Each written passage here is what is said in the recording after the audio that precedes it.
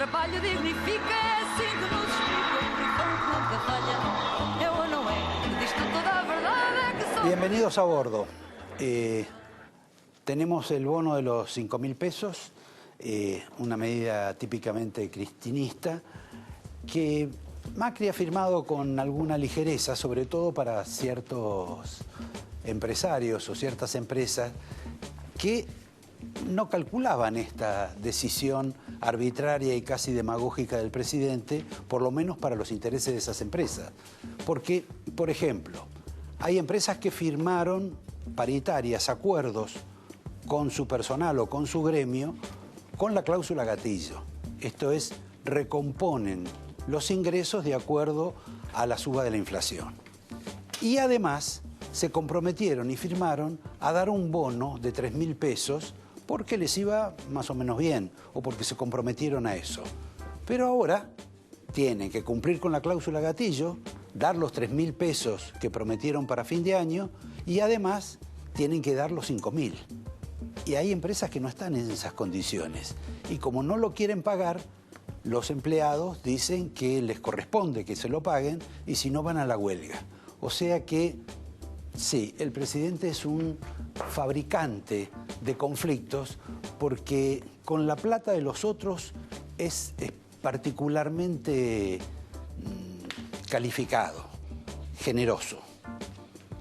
Del mismo modo, uno tendría que preguntarse por una declaración que hizo el nuevo titular de la Corte, el Carlos Rosenkrantz. A propósito del titular de la Corte, hoy tenemos un miembro, un par de Rosenkrantz invitado al programa, que es el doctor Horacio Rosati, a quien ya pueden ver de frente y perfil. Pero me voy a referir para no incluirlo en la conversación con Rosati, a un comentario que hizo el doctor Rosenkrantz. Porque verdaderamente alguien que ha estado trabajando como abogado de infinidad de empresas multinacionales, todas grandes, con una aptitud importante en materia económica y conocimiento, es inexplicable que este hombre haya dicho que solo vale el tema de la aplicación de ganancias dentro del universo judicial si se da un aumento igual a lo que se le restaría por el pago de los impuestos. Esto es, lo que se le quita con la derecha se compensa con la izquierda. Esto no figura en ningún manual, ni siquiera se le ocurre a Moyano, no se le ocurrió a Gualdini. Y la verdad que creo que al resto de la población ese tipo de componenda, ridícula componenda, es tratarnos de imbéciles. Y es inadmisible que una persona que es miembro de la Corte tenga no una opinión de esas características, sino que piense que una solución puede ser esa. Inexplicable. Aunque hay un antecedente.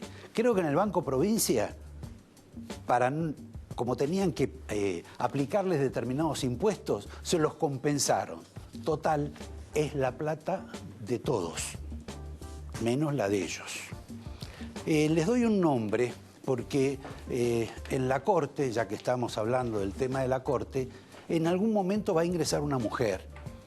Sea porque finalmente el gobierno quiere echarlo a Lorenzetti y termina echándolo, o porque la señora Hayton cumple determinada cantidad de tiempo y también se va. Pero anoten nombres de mujeres y vamos a empezar ya en este conteo nuevo. Les doy el nombre de María Susana Najurieta.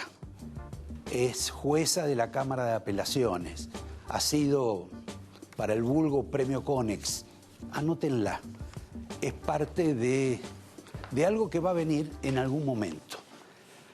En materia de juicios, esta semana va a haber novedades con el tema de los cuadernos. Posiblemente haya nuevas detenciones, procesamientos que están suspendidos de hace tiempo, gente que va a postular no figurar dentro de la carátula de la asociación ilícita, y hay una pregunta general. como apareció imputado Marcelo Midling, el hombre que le adquirió la empresa presuntamente al primo del presidente Macri, quien a su vez presuntamente se la había adquirido a Macri, y está complicado en el tema de Odebrecht y eventualmente también en el tema de los cuadernos, muchos querían saber qué podría ocurrir. Y además la situación internacional que podría producirse debido a que Midling ahora se ha hecho cargo del edificio homenaje en honor del Holocausto. Va a resultar bastante curioso que castiguen con un procesamiento al hombre que está a cargo del recuerdo del Holocausto en la Argentina. Vamos a la política, a un dato, a mi juicio, bastante interesante, del cual ustedes pueden pensar un rato más tarde. Parece que la señora Cristina de Kirchner, al margen de si va como candidata, no va como candidata, si va a la provincia de Buenos Aires, si va a la presidencia o se queda en la casa con los nietitos, está inquieta por la situación que podría sobrevenir en la Argentina en el caso de que Macri no fuera de nuevo elegido presidente. Esto es, ¿cuál es la situación económica que le queda a la Argentina después del 2019? ¿Cuál es la impresión tan proclamada y difundida de que en Estados Unidos los mercados se escandalizarían con la vuelta del peronismo y la vuelta de Cristina como presidente?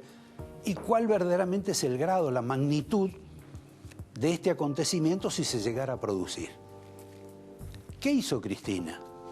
Bueno, llamó a un hombre del mercado para interrogarlo sobre esta eventualidad, para saber verdaderamente cuánta certeza había en toda esta difusión, especialmente que sale en determinados diarios de la Argentina. ¿A quién convocó? A alguien que fue funcionario del gobierno de su marido y que fue embajador de ella. Un hombre que yo diría no debe ser considerado como neoliberal, sino como liberal, pero que para ustedes va a ser absolutamente novedoso.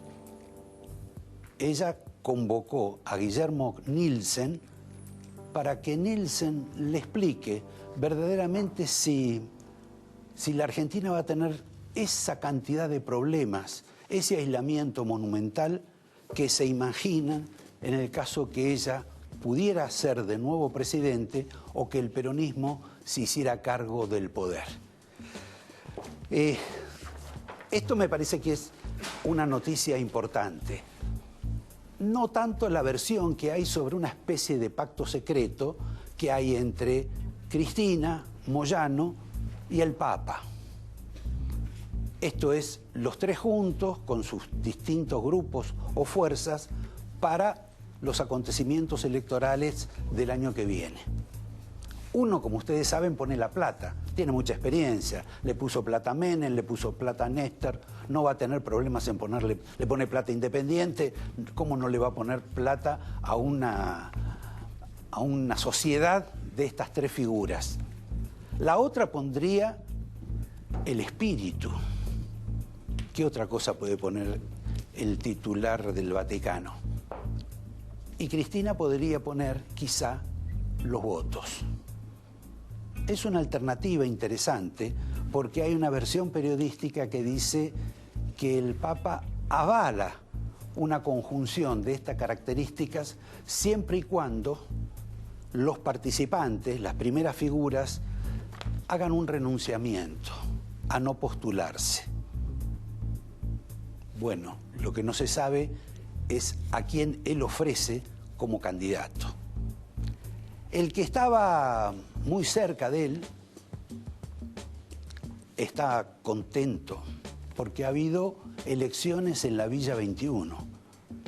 Elecciones en una villa, la más poblada de la capital federal, en la zona de Barracas, donde el grupo vinculado a las organizaciones sociales venció en forma brutal a otro dirigente que auspiciaba Horacio Rodríguez Larreta, que como ustedes saben venía acompañado con, digamos, un oxígeno, un nafta especial, bolsos, obviamente de comida, otro tipo de recursos que antes daba el kirchnerismo y que ahora da la administración Larreta.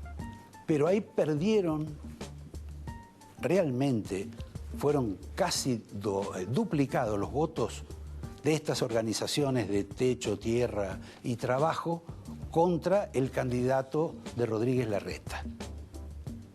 ¿Cuál fue la consigna de estos grupos sociales empujada por Juan Grabois? Basta de Macri. Eso sí, Grabois dice que ese eslogan no se lo ha dado el Papa, que es quizá una invención exclusivamente de él. ¿Qué me queda hablar? Ustedes saben que hay una contracumbre, que va a haber una contracumbre con relación al G20, en el cual van a venir dirigentes políticos del exterior y va a participar Moyano, la Iglesia, Cristina, ella va a ser oradora, y lamentablemente, como está en México y le va bastante bien con el fútbol, en esta ocasión no va a estar Maradona, como en la que estuvo en aquella que financió y participó el comandante Chávez. Cierro el capítulo de la perorata de García para decirles que además del doctor Horacio Rosati, vamos a tener esta noche a Sergio Berenstein. ¿Les suena? Porque Sergio Berenstein hizo algunos anuncios hace poco tiempo que quiero saber si los mantiene igual.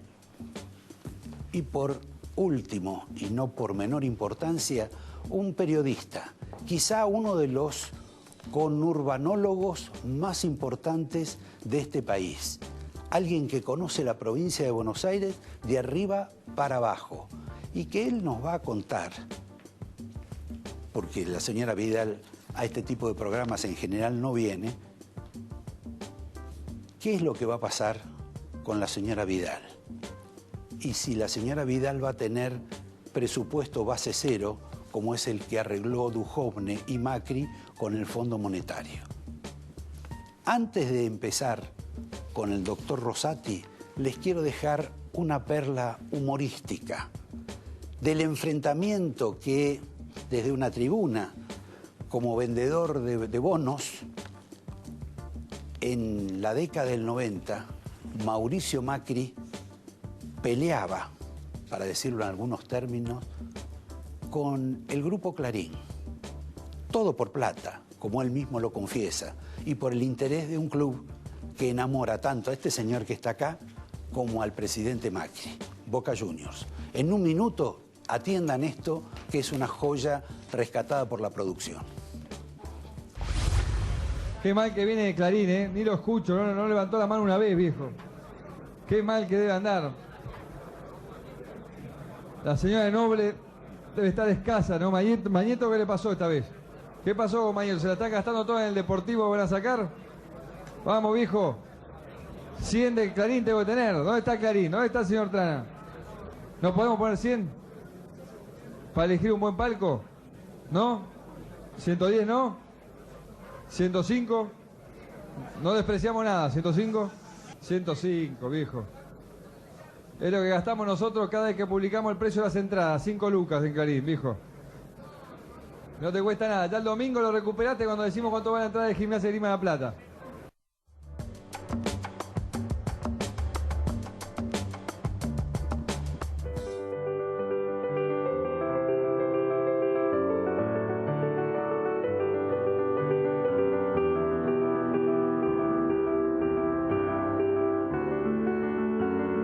Los Haroldos Estate, mucho más de lo que esperás.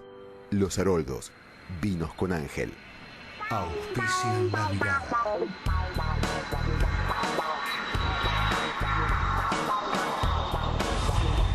Disponer en puntos claves del país de los mejores establecimientos logísticos, de naves, de fracciones industriales y de silos para almacenar cereales es fundamental. ¿Sabes quién lo tiene? Adrián Mercado, División de Comercio Exterior. Llegó la hora de salir al mundo. Presentamos Parque Santa Clara, un complejo recreativo y polideportivo de avanzada, en el límite entre Mar del Plata y Santa Clara del Mar. Cuenta con un amplio salón de usos múltiples, un gimnasio de última generación, un desarrollo arquitectónico futurista e impactante, con todas las comodidades para el descanso y la recreación. Parque Santa Clara, UTEDIC, compromiso con los trabajadores. UADE, una gran universidad. Las experiencias se convierten en momentos. Momentos para disfrutar, explorar, para vivir, para compartir, para detenerse y pensar. Momentos que merecen ser celebrados. Viví experiencias únicas. Venite a San Juan.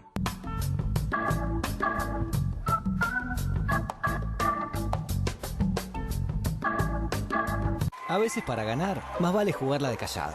Bueno, estamos transmitiendo en vivo en el Caballo de Madera por entrada a Troya. Bueno. Que un like no cambie tu historia. Osdeneo, seguí tu plan. Todos sabemos que Maxi Consumo es el supermercado mayorista que siempre te da algo más. Y así es la experiencia de compra. Atención personalizada, la mejor calidad y el mayor surtido. Al precio que buscas y encontrás. Con todos los medios de pago. Maxi Consumo siempre está junto a vos. Por eso, sin duda, comprar en Maxi Consumo es una experiencia redonda. Provincia Seguros te presenta su nueva app. Bájala y tené lo que necesitas a un dedo de distancia. Accede a tus pólizas, a la tarjeta de circulación y Mercosur, siniestros, denuncia y seguimiento online, asistencia al vehículo. Planificás y manejás tu tiempo porque sabés al instante dónde está el auxilio y mucho más.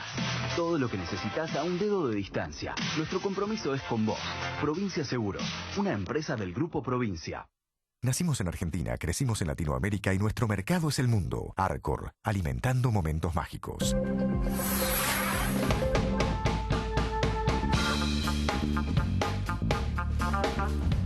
Ustedes saben que uno de los acontecimientos del último mes ha sido, bueno, divergencias públicas dentro de la Corte Suprema, peleas, cartas, etcétera. La pregunta es, ¿qué es lo que ha pasado en la Corte con la nueva elección del doctor Rosenkrantz, en el cual vos votaste a favor de... ¿En qué cambió la Corte con ese cambio? Creo que hay que aclarar fundamentalmente que un cambio de autoridades es una elección, una sola elección, se toma una sola vez cada 3 años. Y esto puede cambiar, bueno, cierta impronta. El presidente de la Corte es un primus inter pares, no tiene doble voto. Por supuesto que ejerce la representación de la Corte hacia afuera y tiene la iniciativa, ¿no es cierto?, en el diseño de la agenda hacia adentro. Pero eso no significa que van a cambiar los votos tal como se vienen dando tradicionalmente en el resto de los ministros de la Corte.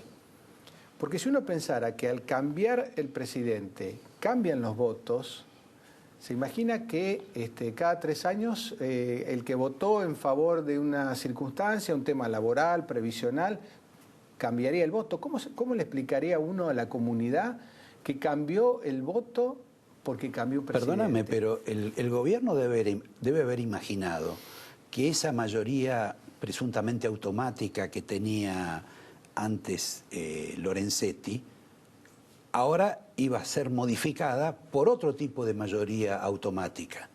Y creo que eso está bien. No son miembros de la Corte los que están en el gobierno, pero me parece que esa fue parte de la intencionalidad. No creo que haya sido la tuya, porque vos votaste en contra de que quedara Lorenzetti, pero me imagino que acá a Rosenkrantz empezaron a llamarlo Bubi, y creo que en homenaje a Bubi Nazareno, la mayoría automática de...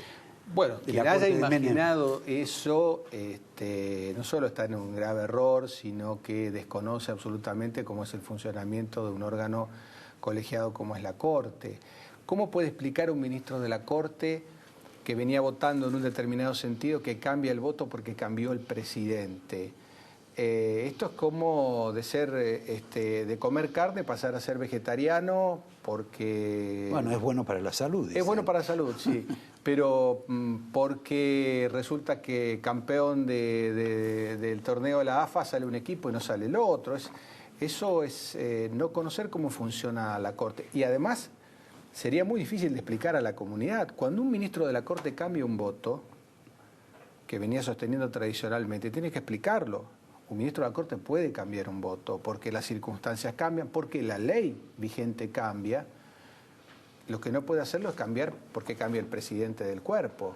Ahora, Horacio, el gobierno, que parece que le salió mal esa operación, porque el gobierno no está contento con el fallo que van a sacar en materia previsional, no está contento con el fallo que sacaron de La Pampa, y sobre los cuales podemos hablar después.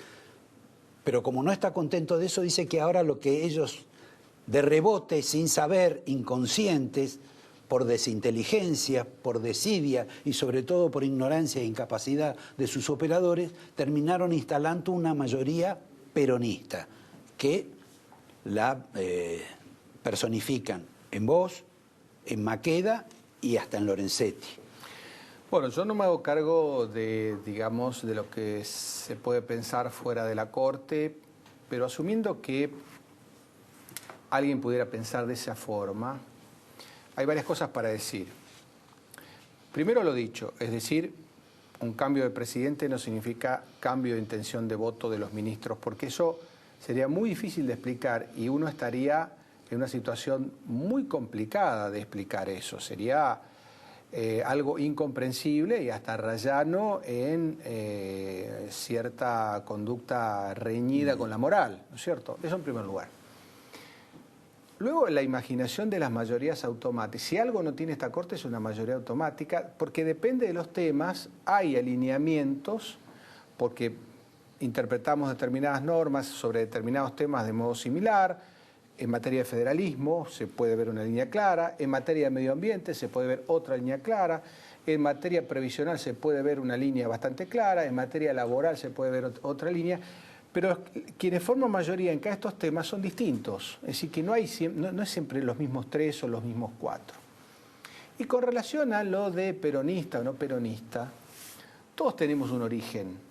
Y todos pensamos de una determinada manera, y todos votamos y seguiremos votando de una determinada manera. Es decir, que no es que algunas personas tienen una forma de pensar política y otras no la tienen. Y yo en ese sentido reivindico, y como lo hizo cuando defendí el pliego en el Senado, como lo hicieron los presidentes de bloque, de los bloques mayoritarios, recuerdo del interbloque Cambiemos, una intervención muy lucida del doctor Ángel Rosas, y como lo hizo el doctor Miguel Piqueto también, lo que ellos señalaron es la importancia, la relevancia que tiene haber tenido un compromiso cívico y una participación pública previo al ejercicio de la función. No digo que sea un requisito inexorable, no, que uno tenga que haber estado. Bueno, Hayton creo que no tiene antecedentes. No, por eso se puede tanto provenir solamente de la función judicial como del campo público. Yo recuerdo las palabras de elogio que tuvo Ángel Rosas, por ejemplo, con el ministro Maqueda, que también proviene de la actividad política. Y bueno, fueron compañeros de bancada. Fueron también compañeros, por eso lo conoce bien y claro, puede hablar bien de él. Los dos principales jueces de la Corte Suprema de Justicia de Estados Unidos, Norteamérica, para cualquier estudioso de la historia del Poder Judicial norteamericano, que son Marshall y Warren, sí, provienen claramente de la función pública, política, tienen un pasado político y todo el mundo reconoce que probablemente hayan sido los dos jueces más renombrados en la historia judicial norteamericana. Y digo más, el presidente Alfonsín, cuando asume el cargo, le ofrece la presidencia de la Corte, antes de ofrecérsela a Genaro Carrió, se lo ofreció a Luder, que no aceptó. Que no aceptó, efectivamente. Pero bueno, era, digamos, también una especie de cable político que le quería dar a un sector del peronismo. Ahora, Lorenzetti tiene antecedentes peronistas, Maqueda creo que tiene militancia peronista, vos tenés antecedentes peronistas, pero a vos, de un modo u otro, dicen que te impulsó, te lanzó, te propuso Elisa Carrió. Yo desconozco quién puede haber estado en la génesis. Sí, el cargo oportunamente me lo ofreció la vicepresidenta. Yo le dije, yo a usted no la voté. Y ella me dijo, yo lo sé. y me dijo, nosotros no queremos a alguien que nos haya votado, sino un juez independiente. Bueno, si es eso, entonces cuente con mi aceptación. Y uno de los primeros casos que tuve que resolver cuando fui ministro de la Corte fue el caso de tarifas.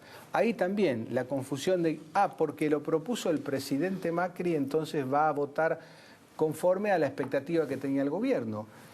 Y yo voté diferente, voté en contra de esa expectativa. En ese caso, el otro día leí una declaración tuya que decías que a vos no, desde que estás, nunca hablas con mucho respeto del gobierno y que además nunca te trataron de apretar. Pero en el tema de tarifa, digo, en oposición a lo que ha dicho María Servini, que dijo que nunca ningún gobierno la habían apretado tanto como la trató de apretar este gobierno. Yo hablo de mi experiencia personal, no generalizo, hablo de mi experiencia personal. Y también digo, como dije en algún reportaje estos días, que todos los jueces tienen las herramientas, tienen garantías, tienen la garantía de la inamovilidad, entre otras, para resolver, sortear cualquier tipo de situación que pueda ser entendida como presión, denunciarla y si no renunciar. Lo que no se puede hacer es no emitir sentencias diciendo estoy presionado y por eso no emito y cobrar a fin de mes. Porque si yo cobro a fin de mes es porque se supone que voy a trabajar. Y si voy a trabajar, tengo que hacer aquello para lo que me pagan, que es dictar sentencias. Entonces, o se denuncia o se renuncia. Eso con relación a todo tipo de presión de las que se hable, política, económica. Hay una situación un tanto más novedosa en la Argentina, que es el tema del narcotráfico, y las presiones o las situaciones de compromiso y con una gran complejidad que pueden accionar sobre los jueces, sobre los que los tres poderes del Estado y toda la sociedad tenemos que estar advertidos. Porque esta es una situación... ¿Pero llegó a la Corte ya caso de No llegó a la Corte, pero yo vivo en la provincia de Santa Fe, sé lo que pasa en la ciudad de Rosario, sé lo que pasa en mi ciudad de Santa Fe, y el tema del narcotráfico es un tema que golpea muy duro sobre quienes tienen que tomar decisiones, y los jueces son los que tienen que tomar muchas de esas decisiones y tienen que sentirse amparados por los tres poderes del Estado, no solamente por el judicial, con acciones muy concretas. Vos dijiste que era impensable que los ministros de la Corte modificaran sus votos, en alguna medida su pensamiento. Te lo acepto. Pero si es así, ¿por qué se pelearon Lorenzetti y Rosenkrantz? ¿Por qué está esa crisis? Una pelea de chicos, además, absurda, inexplicable para gente adulta, ya no, pero que además gravísima para quienes detentan el poder judicial de la Argentina, en el sentido de que se excusaron con emotividades que les pasaron, pero fueron emotividades por escrito, esto es, pensaron la explosión de las emociones. ¿Por qué se pelean? ¿Por cargos, por lugares, por personas? No, yo creo, por supuesto que la respuesta a eso tienen que darla a cada uno de ellos y yo no soy intérprete de ninguno de ellos. Vos vivís así, ¿eh? Creo que fue una desinteligencia de la que se salió en torno al tema sobre el que había un debate con el voto de los 5 ministros y siempre tenemos que tratar de salir de las desinteligencias o de las discusiones en esos temas organizativos con el voto de los 5 ministros. Siempre hay que tratar de aportar, por supuesto, sensatez. Discusiones tenemos siempre. Algunas se filtran, algunas se conocen, discusiones sobre los votos. Algunas se tergiversan, algunas no se conocen, pero discutimos siempre.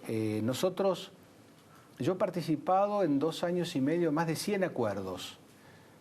Y quiero decirle que de los 100, el que menos asistencia tiene debe tener 99. 99 o 100, nunca nadie falta a un acuerdo. Nosotros firmamos aproximadamente 200, 220 sentencias todos los martes y trabajamos mucho y discutimos mucho. Y más allá de que no seamos entre nosotros íntimos amigos, que no lo somos, o por lo menos digo en mi caso, mis amigos son los de la escuela primaria y secundaria, Ya estás en edad de tener más. Sí, sí, lo de la universidad, lo que pasa es que yo hice casi toda la carrera libre, la hice muy rápido. Pero decía, nosotros discutimos muchísimo, pero nos reunimos todos los días, hablamos. Yo hablo con los 4 ministros todos los días y eso no significa que nos invitemos a las fiestas de nuestros cumpleaños, ni que nuestras familias sean amigas, ni que nuestros hijos sean amigos, ni que nos reunamos el fin de semana. Eso en mi caso no ocurre, pero yo interactúo con los 4 ministros de la misma forma. Y a veces discutimos mucho, claro. ¿Y con los que se llaman operadores del gobierno en el mundo judicial? Tampoco. Claro, a la corte,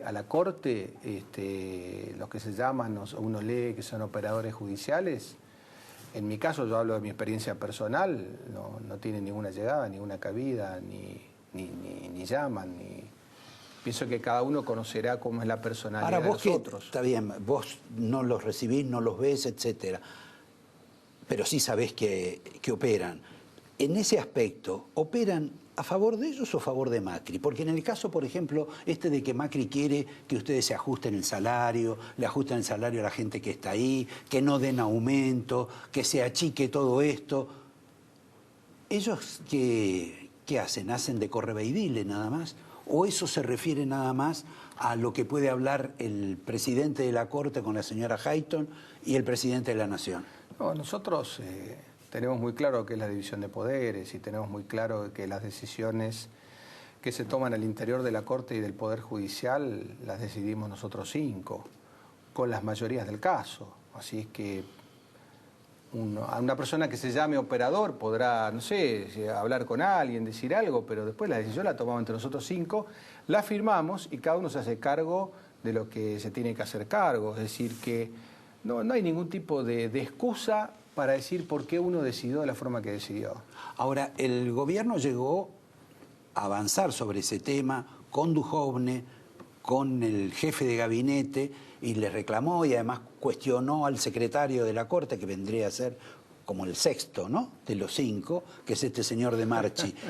Pero esa fue una experiencia en la cual creo que Duhovne, por ejemplo, se retiró rojo, pero por cierta vergüenza, por no disponer de los números que sí disponía la Corte sobre lo que son sus gastos. Bueno, la Corte tiene una administración, no voy a abrir juicio de valor sobre lo que ha pasado antes que yo llegara. Lo que está claro es que a la Corte tiene un presupuesto equilibrado que lo ha sabido manejar bien este tiempo. Por eso no ha tenido zozobras. Y se ha manejado dentro del presupuesto que le han aprobado, ¿no es cierto? No ocurre así con otros organismos del Estado, pero con la Corte sí ocurre eso, y las decisiones que tome la Corte sobre su organigrama, sobre su administración financiera, la vamos a tomar los 5 ministros de la Corte. Los de afuera, en este punto, son de palo, realmente. Bueno, ustedes disponen de un ingreso que otros organismos del Estado no tienen. Yo diría que se ha administrado bien. Es el ingreso que nos fija el Congreso, en un marco de división de poderes. Está bien, bueno, el Congreso también se fija a sí mismo un ingreso que no está para nada...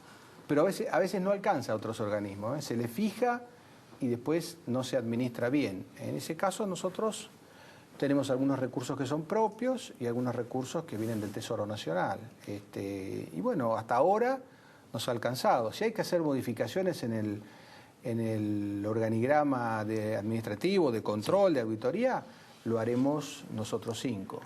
Antes de pasar a la razón por la cual te invité acá, que es de lo cual vamos a hablar seguramente luego del programa, pero también un poquito en el programa, que es el último libro que acabas de publicar, te voy a hacer una pregunta con nombres y apellidos. Bueno, hubo reuniones medianamente críticas del titular de la Corte y la vice con el presidente Macri, a la cual ustedes no fueron. Se sacaron fotografías del doctor Irursun con el señor Rodríguez Simón, uno de los operadores de Macri. Hay fotos recientes de Alberto Fernández con el juez Rafecas. Hay fotos del juez Bonadío con el empresario Eskenazi. ese mundo, ¿está prohibido que esta gente se pueda ver con otra gente? Porque vos decís, bueno, yo no tengo muchos contactos, estoy en Santa Fe, me dedico a otra cosa, acá apenas si voy a ver a Boca. Y vengo con la peña de Santa Fe, en el micro con la peña de Santa Fe. Para que te saquen fotos ahí. Con el peluquero, el kiosquero y todos los amigos de Santa Fe, mis hijos también. Pero ¿qué prejuicio, ya que estamos entrando en el título de tu libro, hay sobre eso de que los jueces o los ministros de la Corte tengan relaciones con gente vinculadas al mundo del poder? A mí me parece que hay que cuidar las apariencias, además de tener una conducta recta, ¿no es cierto? Es cierto que hay mucha gente que se conoce por la vida social y que se conoce antes del ejercicio de la función judicial o antes del ejercicio de la función política dentro de un ejecutivo. Bueno, Pepín fue al cumpleaños de Rosenkrantz la semana pasada. Claro, es probable que se desconozco, pero es probable que se conozcan de antes. Eso es una reunión social, ¿no es cierto? Es una cosa.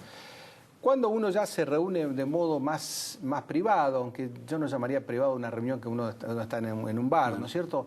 Yo creo que hay que tener mucho recato, mucho cuidado, sobre todo cuando hay causas sensibles en un tribunal y donde la existencia de una persona puede estar vinculada con algún interés que se va a resolver. Entonces creo que hay que guardar mucho las formas.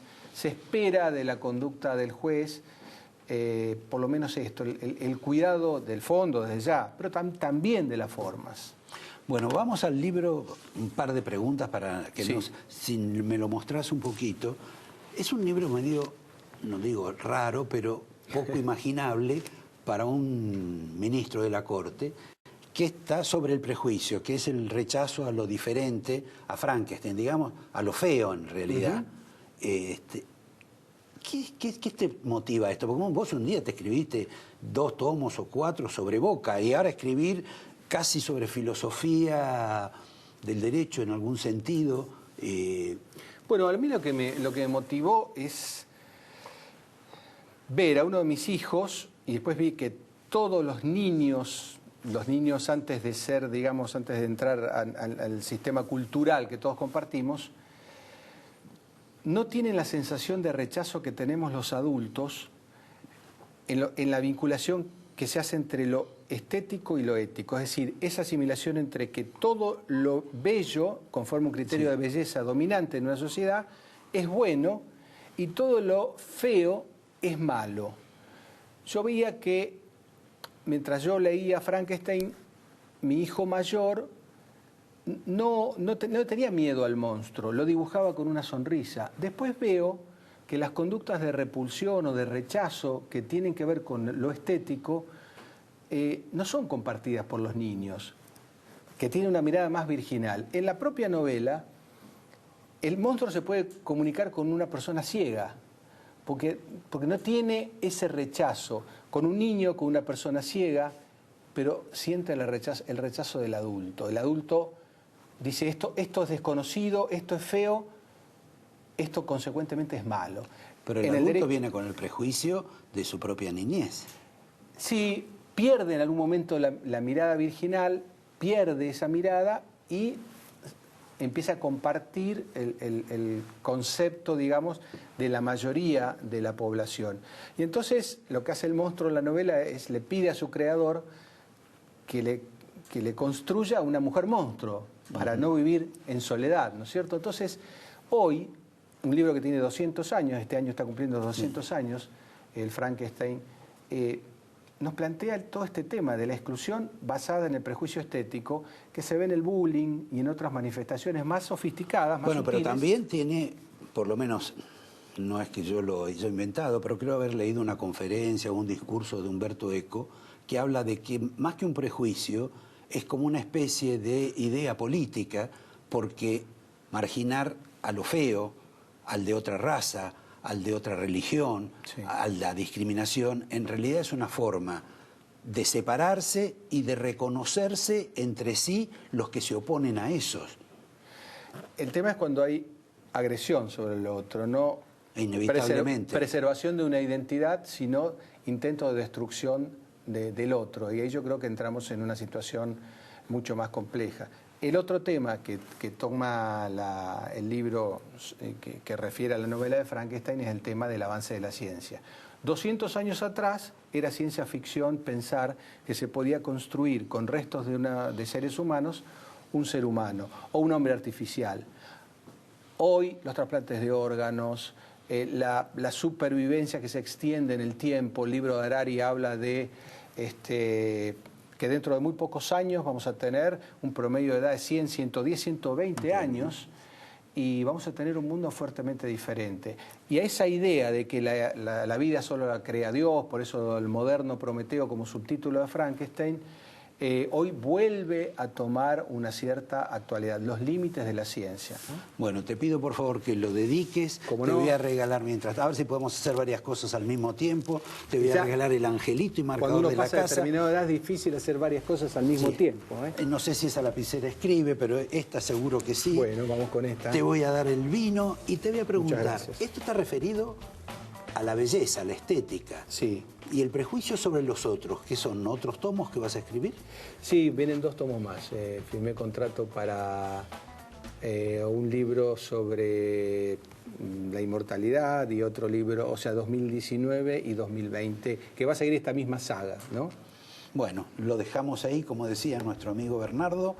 Te despido, te agradezco. Gracias por la invitación. No, muy gentil. Y a ustedes los invito a que en el lugar del ministro Rosati tengamos en un minuto a Sergio Berenstein y luego a Daniel Vilota, que nos va a explicar y nos va a contar secretos de la señora Vidal. Esa señora que habla sobre los pilotos de aerolíneas argentinas, sobre el gremio de los pilotos de aerolíneas argentinas, sobre la aviación comercial, y ella vive...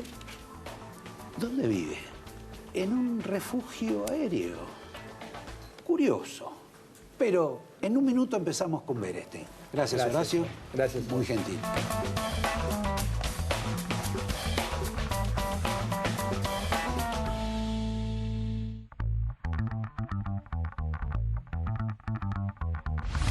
Si sos de los que ven arte en todos lados, prepárate. Grupo Adrián Mercado en las Artes presenta la feria de arte más esperada de Buenos Aires. Expoartistas 2018, 14ª edición. Del 21 al 25 de noviembre en el Centro Cultural Borges. Con el auspicio de Grupo Adrián Mercado en las Artes. UADE, una gran universidad. Queremos estar con vos. Proyectemos juntos. Construyamos juntos. Progresemos juntos. Macro, tu banco cerca, siempre. Activaste el modo verano y tu cuerpo lo sabe. Aprovecha en Garbarino Viajes todas las ofertas para unas merecidas vacaciones. Vuelos, hoteles y paquetes a los destinos que quieras. En muchas cuotas. Garbarino Viajes. Cumplimos tu viaje. Protege tus ahorros con plazos fijos UVA del Banco Nación. Se actualizan por ser y además se le suma una tasa nominal anual de hasta el 10%. Consulta condiciones en bna.com.ar. Invertí en UVA. Invertí en Banco Nación.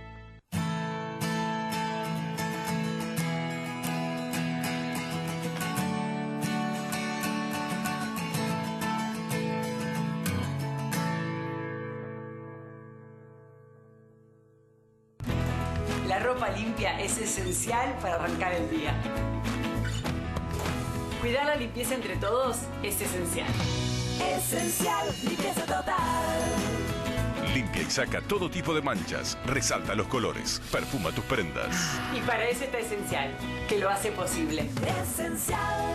Jabón líquido Esencial. Limpieza total. Grupo Petersen, desde 1920, construyendo el país.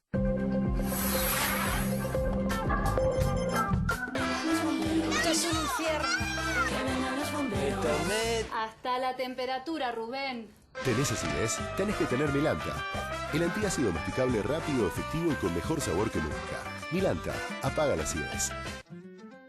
Cambiamos nuestro envase pensando en cada uno de nuestros consumidores. En el anfitrión, en el que tiene todo calculado. En los más fríos, pero afectuosos. en el barman del grupo y en Justo. Justo Rodríguez. Nuevo termidor con tapa. Cierra por todos lados. Todos los días estás agradecido por tus seres queridos y te propones protegerlos. Off te protege de los mosquitos. Probá Off Extra Duración, que te protege hasta por 12 horas. Confía en nuestra familia para proteger la tuya. SC Johnson, una compañía familiar. Llegó la primera aplicación para ahorrar en viajes. Entrá en turismocity.com y compara con una sola búsqueda el precio de todas las agencias de viajes. Mira, por favor. ¿Querés conseguir vuelos baratos? Turismo City compara más de 100 agencias de viaje y te da el precio más bajo. Además, te avisa cuando hay ofertas increíbles para que seas el primero en poder aprovecharlas. Turismo City, paga menos por viajar. Bueno, Daniel, ¿vos qué te gusta todo o que te da de comer todo este mundo del bonaerense? Déjame hacer una aclaración. Yo no me arrogo ningún título. Fue una ocurrencia de Diego Seyman, que es un amigo y un colega, colocarme el mote de conurbanólogo. Pero yo no lo uso, ¿eh? Lo acepto como un halago de un amigo, pero no es mío. Yo reflexionaba viendo un poco todo el tema de las encuestas, los que suben y los que bajan, que Vidal, en apariencia, es una buena candidata, más o menos aceptable, pero que tiene hoy la mochila pesada de llevarlo a Macri. Es cierto eso. Y simultáneamente los otros eventuales candidatos del peronismo, léase Magario, Insaurralde, no sé, cualquier otro, llevan otra mochila, pero es una mochila más liviana, porque Cristina en la provincia de Buenos Aires produce buen rédito. En consecuencia que se ha dado un fenómeno bastante curioso ahí por culpa de la mochila. Mira, Cristina sigue teniendo muy buenas perspectivas en la tercera sección electoral, que es la región sur, y que es la región más pobre, ¿sí? Eso hay que tenerlo muy en cuenta porque la verdad que desde el 2015 Cambiemos se impone en zona norte, que es la primera sección electoral. Es más, yo creo que en el 2019, aún con los efectos de la recesión económica, lo más probable es que Cambiemos gane en varios distritos que hoy están en manos del peronismo. San Martín, Hurlingham, bueno, no sé si Tigre, no sé si Massa no tiene una derrota importante ahí en Tigre. Y creo que al revés va a tener dificultades. Bueno, pero Massa, ¿con quién va? Hasta ahora parece que con el intendente Julio Zamoro, por lo menos no han oficializado ningún divorcio, ¿sí? No están en el mejor momento, Zamora está más cerca del peronismo bonaerense, Massa es invitado al peronismo bonaerense y Massa sospecha que ahí le van a hacer una suerte de manteada o algo por el estilo, y entonces duda en entrar, no siente que, parece que es amistoso a medias, pero ¿qué trataba de decirte con esto? No es que no sea una mochila, hay que tratar de colocarse, que es muy difícil, en la psicología de los intendentes. A ver, Verónica Magario, La Matanza, Fernando Espinosa, sin dudas es un distrito kirchnerista. Ese peronismo tiene mucho que ver con Cristina. Es una provincia eso. Es una provincia, vota 1.100.000 personas. Lomas de Zamora, ni siquiera para Cristina es kirchnerista, ni en la valoración de Cristina. Ahora, es cierto que... Entonces, ¿qué va a votar a Chiche Dual de intendenta? No, va a ir seguramente con Insaurralde, que le va a tributar votos también. Pero creo que ahí la clave, en el caso de Insaurralde, que va por su última reelección, o Fernando Grey de Esteban Echeverría, en el mismo caso a partir de una ley que se votó, necesitan a Cristina ahora. Después no va a haber más, porque no hay más nada que hacer. El 11 de diciembre, si Insaurralde gana, seguramente los mismos que lo acompañan van a estar pensando qué tienen que hacer con Insaurralde, porque hace falta otro. Entonces, entramos... Bueno, pero tiene 4 años. Claro, pero no tenés reelección, con lo cual sostener la ambición de todos los que te rodean es bastante más difícil. Bueno, pero alimentar durante 2 años a mucha gente... Es difícil en el peronismo eso. Sí, claro. A ver, ¿qué trato de decirte con todo esto? Me parece que eso no es una mochila, es una conveniencia. No hay otro candidato mejor para el peronismo que Cristina. Por eso van a ir con Cristina. Y por eso seguramente van a aceptar, como hablabas recién con Sergio, que Máximo Kirchner y que algún otro candidato, Kicillof, si no consigue ser candidato a gobernador, sean los que tengan lugares privilegiados en la lista de diputados nacionales en tanto Cristina les ceda, como hizo en la última elección, la de diputados y senadores provinciales a ellos. Va a ser un acuerdo de conveniencia porque eso a los intendentes le da fuerza después para negociar con María Eugenia Vidal. ¿Quién es el enlace de esas operaciones? ¿De qué lado? Del lado de Cristina. Porque ella evidentemente las manos en la cacerola no la pone. No, la pone bastante más seguido de lo que todo el mundo sabe. Habla muy seguido con el intendente de Merlo, Gustavo Menéndez, muy seguido con... Bueno, pero digamos, eso es con los propios. Sí, sí. Pero digamos, con lo que quiere tentar, no sé si habla tan seguido. Bueno, hace muy poquito volvió a hablar con el Chino Navarro, Fernando el Chino Navarro, Movimiento Evita. Hacía mucho tiempo, vos te acordás que en algún momento sí. Navarro vio la luz, la fue a visitar a Santa Cruz y se dio cuenta que todo era un error. Ahora rectificó el error de nuevo. La ha visitado más cerca, claro. En el Instituto Patria. Bueno, ahora también está este hombre que tiene 10 hijos y no trabaja y que dice que vive del sueldo de la mujer. Claro, la mujer es diputada. El que se asoció con Felipe Solá, el hombre de la luenga barba, Pérsico.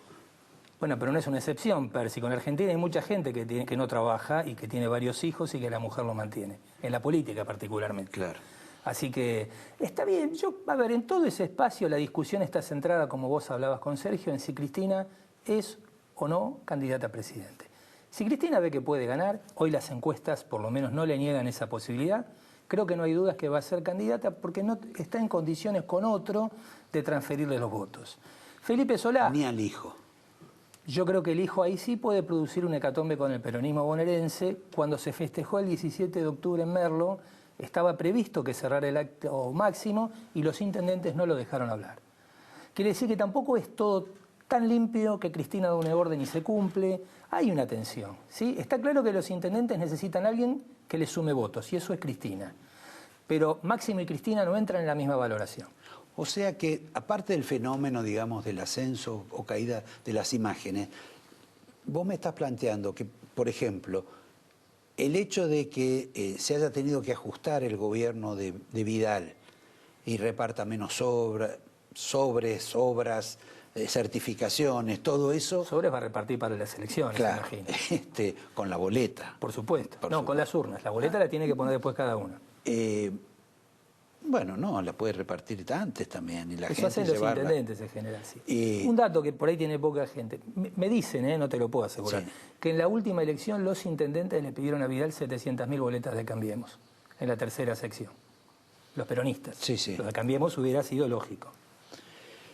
Pero bueno, entonces, que en realidad es un problema económico claro. Totalmente. Tanto es así lo que vos decís, que los intendentes peronistas, yo no tengo ninguna duda, van a hacer un enorme esfuerzo para que Vidal tenga el presupuesto 5 o 6 de diciembre y también el endeudamiento externo que precisa la provincia para cubrir el déficit operativo que le genera el pago de deuda. Ahora, ¿ese presupuesto es satisfactorio para ellos, para recibir? Porque ella se le queja a Macri. A ver, ahí hay dos planos. En principio los intendentes van a recibir un 31% más que el año que se va, que es este. De lo que le entre a Vidal por el fondo del conurbano... Convengamos que con la inflación que hay... Les cubre más o menos, tal vez más menos. Pero no te olvides que este año, de los 20.000 millones del fondo del conurbano que son coparticipables, los intendentes se llevaron 3.200 millones de pesos y el año que viene se llevan 4.200 millones. ¿En qué no los satisface el presupuesto? Uno, el fondo educativo que reciben los intendentes en este presupuesto obliga en el conurbano a destinar el 100% a obras. Y no a pagar recitales, por ejemplo, de Fito Páez, qué sé yo, por decir un nombre, no con Fito Páez, por favor, en nada personal. No, pero por ahí te hace Esta una de Miguel canción. Mateo, sí, claro. Y lo otro importante es que ellos tuvieron que adherir, aunque se resistieron a una ley de responsabilidad fiscal que los obliga a cuidar el gasto, a no aumentar el empleo público. ¿En qué derivó todo esto, Roberto? En que el gobierno este año, literalmente, de los 135 municipios, solo a 6 va a asistir para que puedan pagar aguinaldo. En el 2017 asistieron a 60, si bien, al revés, 60 solo tuvieron superávit en el 2017 y en el 2016 solo 30. A todos los demás les tuvo que prestar plata. Desde el punto de vista de la restricción, sí, los intendentes no están contentos. Ahora, parece que la administración funciona. La que no funciona es la administración de María Eugenia, que va a tener déficit, no como el gobierno nacional, que ha prometido cero déficit al Fondo Monetario. Sí, es cierto. Va a tener déficit, son esos 40.000 millones que estoy viendo ahora en la pantalla, que corresponden al servicio de deuda y compensa la baja de ingresos brutos cobrándole impuesto al juego. Pero tiene presupuesto para obras, mejoran las transferencias a los municipios, ahora parece yo que soy un diputado de Vidal. Sí. Y la verdad que quienes vivimos en la provincia, lo que apreciamos de este gobierno es que ponga en caja el gasto municipal. En eso tengo que serte absolutamente franco. Esto es algo que incomoda muchísimo a los intendentes, pero, dato importante, lo que se juega en este presupuesto es cubrir las vacantes del Tribunal de Cuentas. Hay 2 intendentes que van a poner miembros del tribunal, Insaurralde y Menéndez, y los 4 directores... Los 2 nítidamente cristinistas.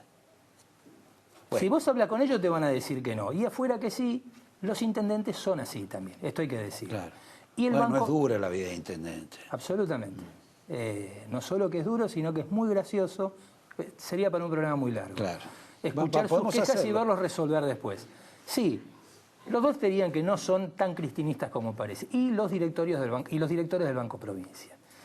Claramente, el que no colabore no va a ser contemplado para tener un miembro en el Tribunal de Cuentas. Vos me dirás, ¿cuál es la importancia del Tribunal de Cuentas hoy? Es el que certifica cómo gastaste. El que te da la aprobación. Sí, hay una leyenda un poco negra, quiero decir esto que no podría corroborarlo al 100%, el tribunal está literalmente acéfalo, tiene el presidente y un solo vocal, con lo cual puede hacer informes, pero no los puede aprobar, ¿sí? Así que hay que cubrir estas vacantes con alguna urgencia. Alguna leyenda negra habla de un director que estuvo muy mal de salud hasta que lo jubilaron porque no podía atender.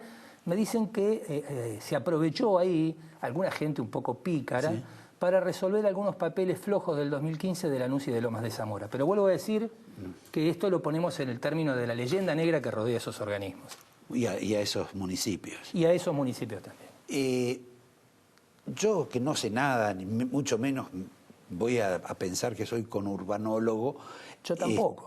Bueno, pero digamos que se nota que le pegás con las 2 piernas. Me decían la otra vez que un cálculo dentro del gobierno nacional es que María Eugenia Vidal tiene que conservar aproximadamente 40 de los municipios con los cuales ella en alguna medida ganó o tuvo una buena performance. Es así. Y que con eso solo ella se reelige. Es así. Básicamente lo que tiene que retener es Mar del Plata, que compensa La Matanza donde no van a tener un buen resultado. Hoy hay una nota muy interesante en La Nación del colega Rosenberg, donde por primera vez se sugiere que en La Matanza no está claro quién es candidato. Así que hoy debe haberse sacado otra mochila, Finocchiaro, Alejandro, el ministro de Educación, que no está contento con eso de ser candidato.